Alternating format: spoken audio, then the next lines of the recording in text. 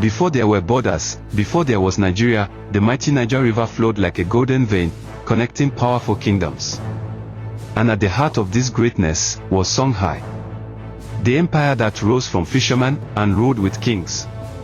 Today, we begin the story of rise, glory, and collapse. A story that shaped the lands we now call Nigeria. A story of the Songhai Empire.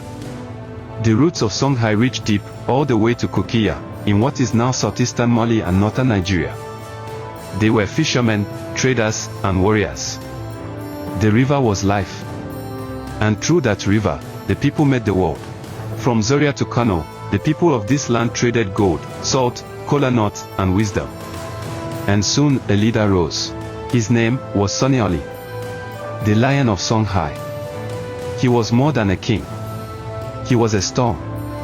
With fire and iron, he captured Timbuktu and Jen, shaking the world of learning and trade. But unlike other kings, he didn't bow to any religion. He ruled with both sword and suspicion. Under Songhai, Songhai became a giant. His armies crossed into parts of today's northern Nigeria, Kano, Katsina, Zaria. Hausa states paid respect, or prepared for war. Trade routes opened. Salt flowed south. Leather from Kano reached Timbuktu. Cultures merged. But behind that glory, shadows were forming. After Songhai's death, his son was removed. A new leader emerged, Askia Muhammad the Great. A true believer. A reformer. He brought Islam deep into the government. Built mosques. Sent pilgrims to Mecca. Invited scholars from Egypt, Morocco, even Arabia. Songhai wasn't just rich, it became smart. Timbuktu became the Oxford of Africa. Students came from across the Sahel, Fulani, Yoruba, Hausa. They learned law, astronomy, and medicine. The power of the mind became the empire's greatest weapon. And Nigerian scholars, yes, from Sokoto to Ilorin, were part of that legacy. But no empire lasts forever. After Askia, weak leaders followed.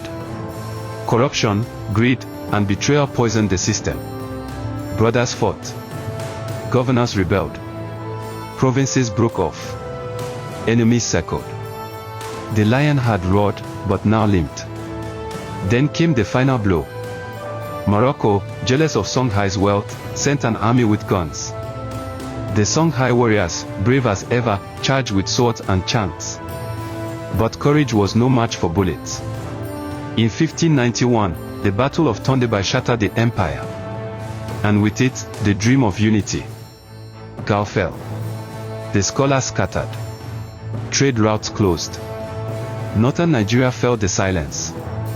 The Hausa states who once bowed, now stood alone, vulnerable. But the spirit of Songhai, it didn't die.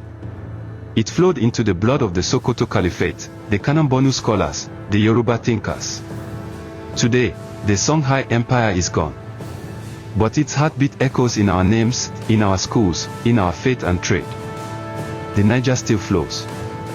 The drums still speak. And in every Nigerian child who dares to dream big, Songhai rises again. Don't forget where you come from. Because our history is not just about kings. It's about us. See you on the next episode.